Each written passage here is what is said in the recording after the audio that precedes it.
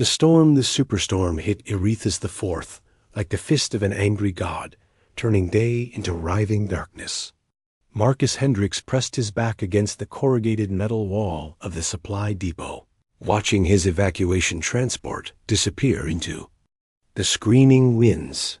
The pilot hadn't seen him fall from the loading ramp, too busy fighting the hurricane's fury to notice one missing engineer. "Fucking perfect," Marcus muttered, activating his emergency beacon. Static answered.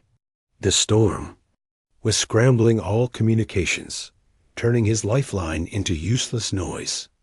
Rain hammered the depot's roof like machine gun fire, and somewhere in the distance, he could hear the distinctive groan of infrastructure failing under nature's assault. Marcus had survived worse. 3 years maintaining terraforming equipment on the frontier had taught him that Erethus IV was beautiful but merciless. The planet's weather systems were still stabilizing after the atmospheric processors finished their work, creating these monster storms that could level cities. Most colonists fled to the deep shelters during hurricane season. Smart ones, anyway. He shouldered his emergency pack and activated his suit's environmental systems. The depot wouldn't survive this storm. Already he could see stress fractures spreading across the walls.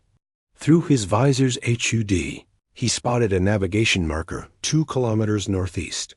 Pre-colonial bunker Delta 7, status inactive.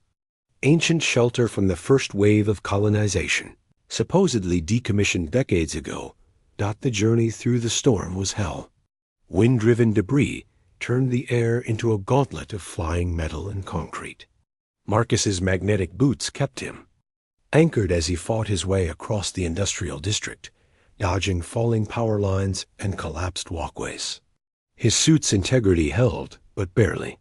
Warning lights flickered across his display as microfractures spread through his visor. He finally reached the bunker. Marcus almost wept with relief.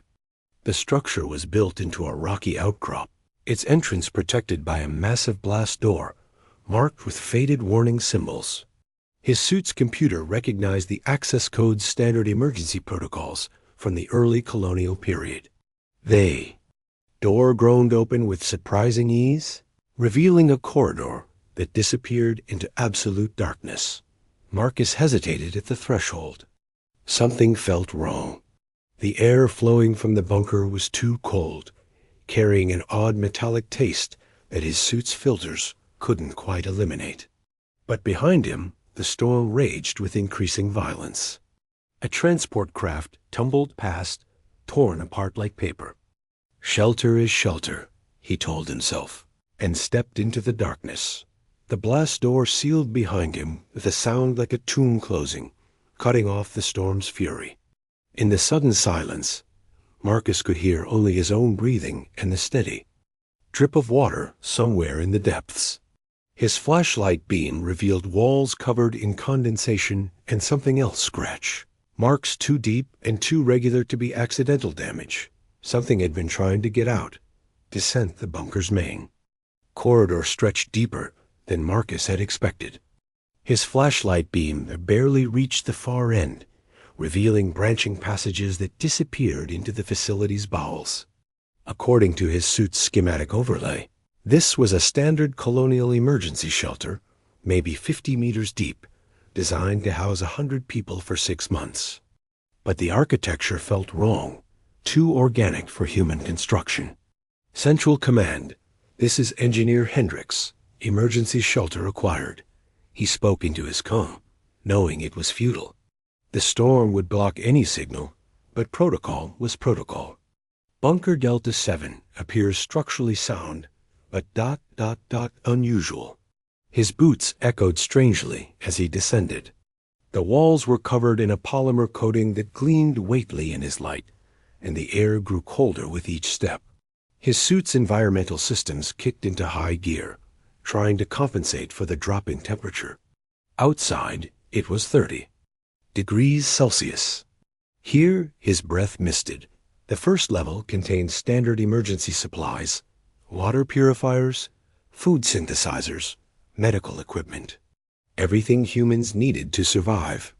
But the equipment was wrong, subtly alien in design. The food synthesizers had feeding tubes instead of dispensers. The medical bay contained restraint systems that looked more like torture devices than treatment tables. Marcus's unease deepened as he explored. This wasn't a human bunker. It was something else, something predating the colony by centuries. The scratch marks on the walls weren't random damage. They formed patterns, almost like writing. His suit's translation protocols couldn't parse them, but they seemed ... desperate.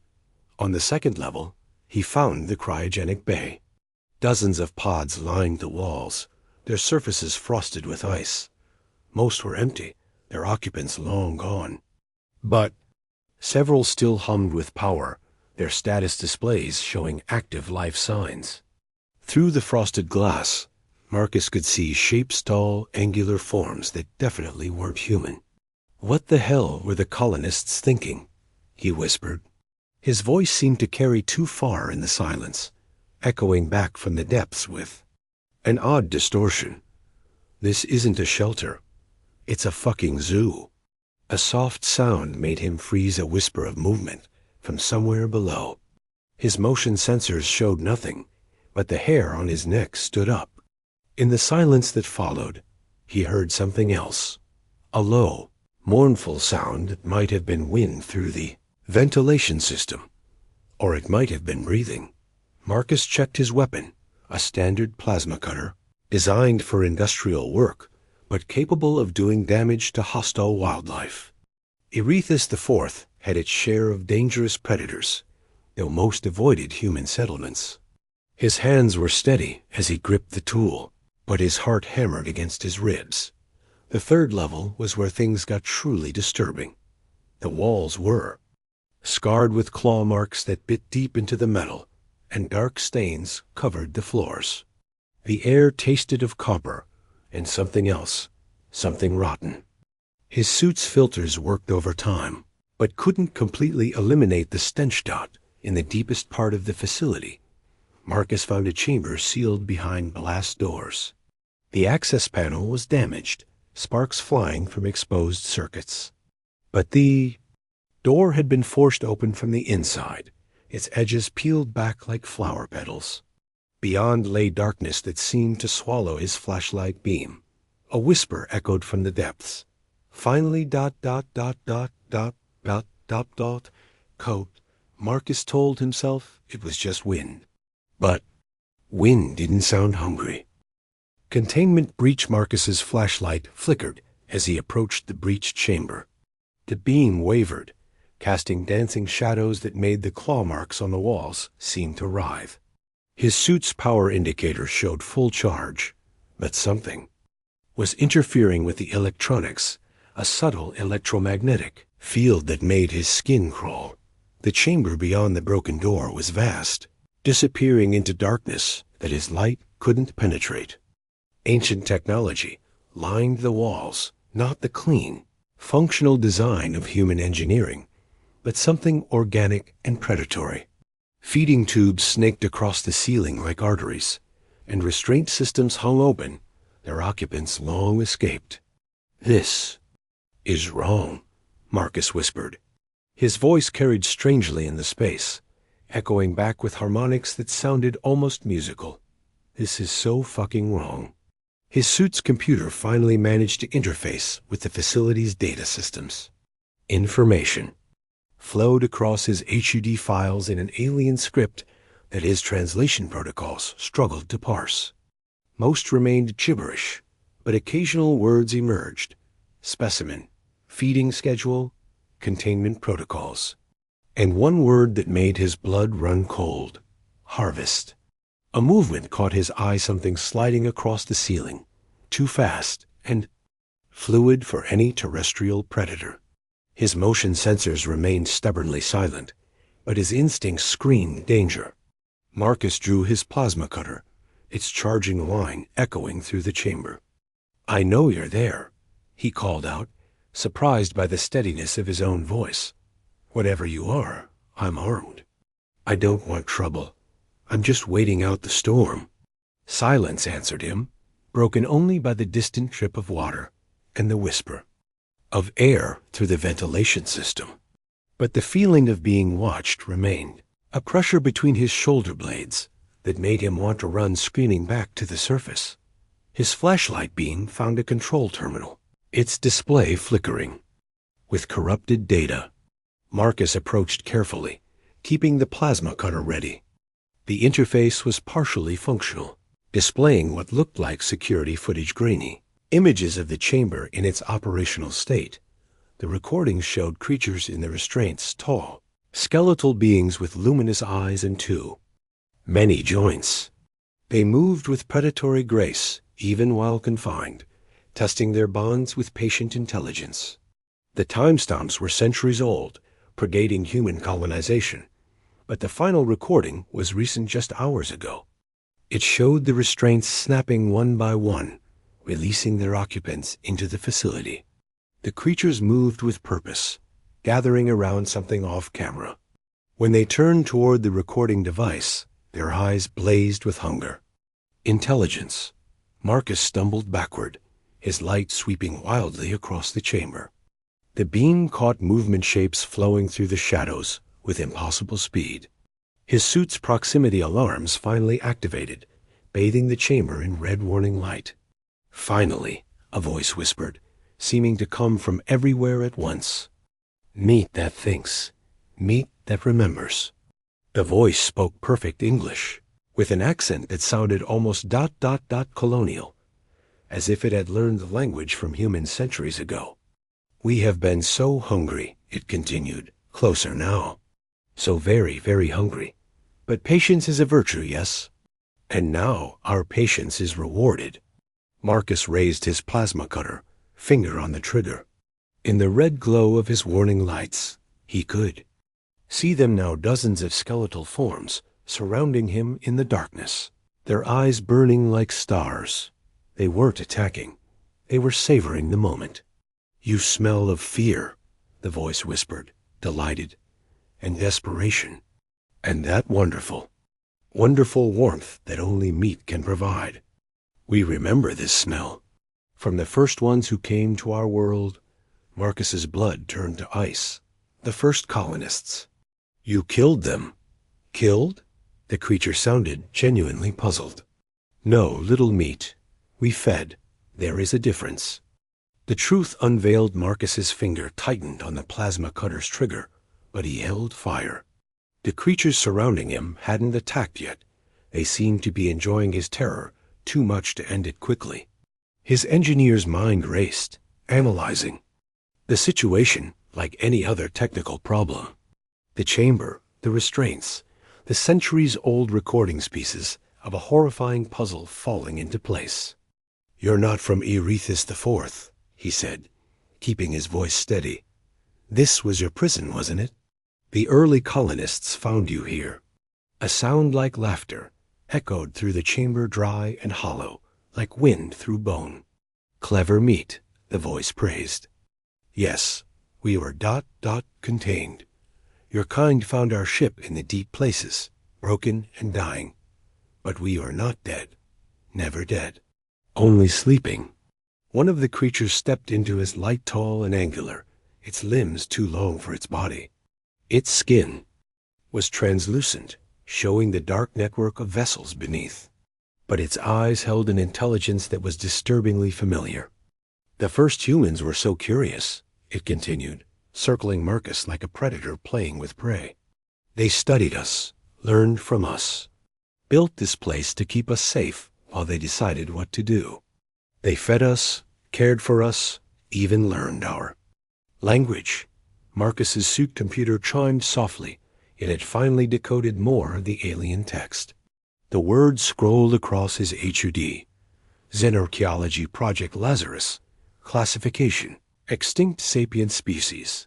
Status. Protected. Protected. He whispered. They thought you were extinct. We let them think so, the creature hissed. Played dead while they poked and prodded. But we were learning too. Learning their words, their ways, their weaknesses. And oh, how we learn to appreciate their taste. The plasma cutter hummed in Marcus's hands, its charge indicator showing. Full power. He could cut his way out. The doorway was behind him, maybe 20 meters. But there were so many of them, moving with inhuman speed. The storms, he realized. You've been causing the disappearances during storm season, when people take shelter alone. Storm season is feeding season. Another voice confirmed from the darkness. Your weather satellites go blind. Your communications fail. Perfect hunting conditions, though the prey has grown scarce lately. Your kind has learned to avoid the old places. Marcus backed toward the door, keeping the plasma cutter raised. But this facility was marked inactive. How long have you been free? Free? The first creature's laughter was like breaking glass. We have never been free, little meat. The first humans were ... careful. They built their locks with redundancies. Their cages with multiple systems. It has taken us decades to break them all. The truth hit Marcus like a physical blow. The storm, the power fluctuations. You used the electromagnetic interference to finally break the last containment protocols. Such a clever little engineer, the creature crooned. Yes, the storm was our key. And you, wandering into our home like a gift, you are our celebration feast. Marcus triggered his emergency beacon, broadcasting on all frequencies. The storm would scramble the signal, but maybe someone would catch fragments. His suit's computer was recording everything: visual, audio, environmental data. If he didn't make it out, at least there would be evidence.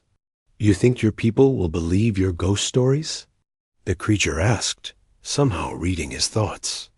We have fed for centuries, while your kind made excuses. Equipment failures. Animal attacks, simple disappearances. They will explain you away, too. Maybe, Marcus admitted. But humans are stubborn. We investigate.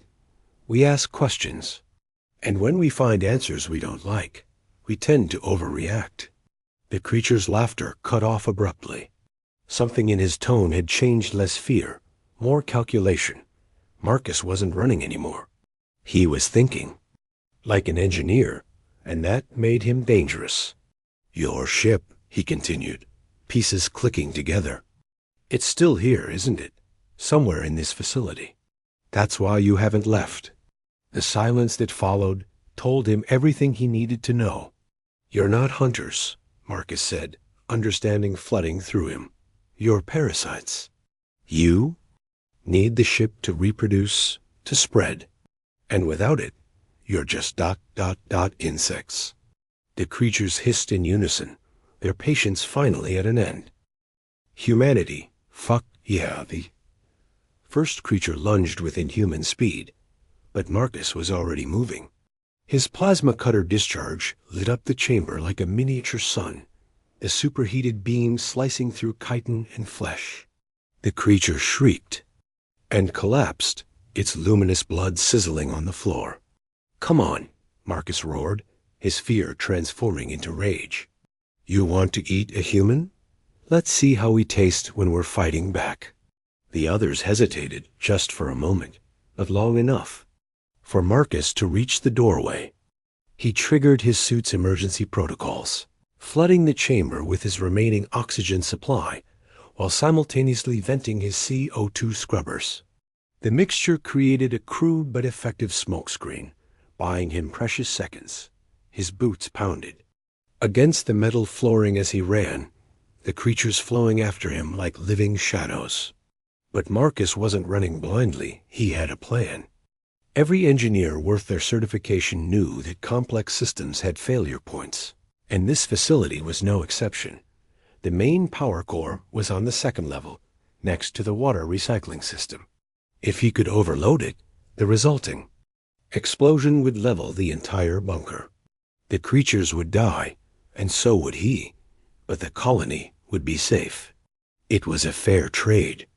Cannot escape, little meat, the lead creature called, its voice echoing through the corridors. We know this place. Every tunnel, every shadow. Yeah? Marcus panted, diving into a maintenance shaft. Well, I know something you don't. His plasma. Cutter made short work of the access panels, and soon he was crawling through the facility's guts. The creatures were fast, but they were too large for the narrow maintenance tunnels. He could hear them clawing at the shaft entrances. Frustrated. Snarls echoing through the metal. Marcus reached the power core as his suit's proximity alarms screamed warnings. The creatures had found another route, pouring into the reactor chamber from multiple entrances. But he was already at the control console, his engineer's training taking over. Emergency shutdown protocol, he muttered, fingers flying over the controls. Coolant system offline, safety interlocks disabled, ... The lead creature reached him as he triggered the overload sequence. Claws raked across his back, shredding his suit's protective layers. He spun around, pressing the plasma cutter against the creature's torso. Message for your friends, he gasped. Humans don't make good prey. We make terrible enemies. A cutter discharged point blank, burning a hole through the creature's center. It collapsed, but others were already taking its place. Marcus felt.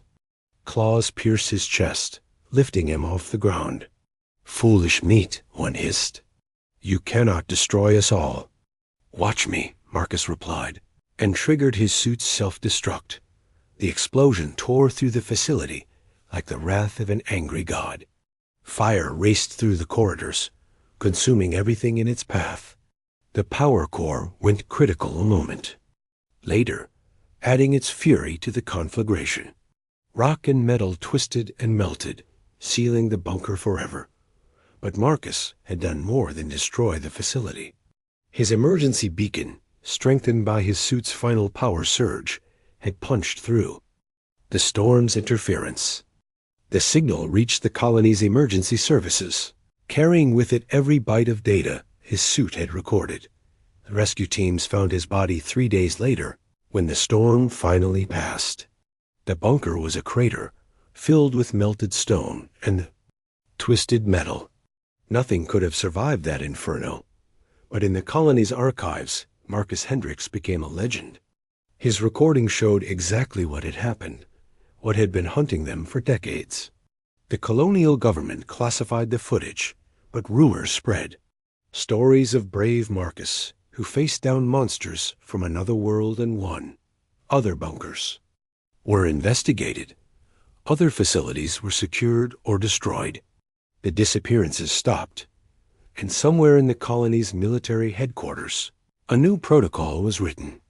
When dealing with unknown xenobiological threats, remember Engineer Hendricks.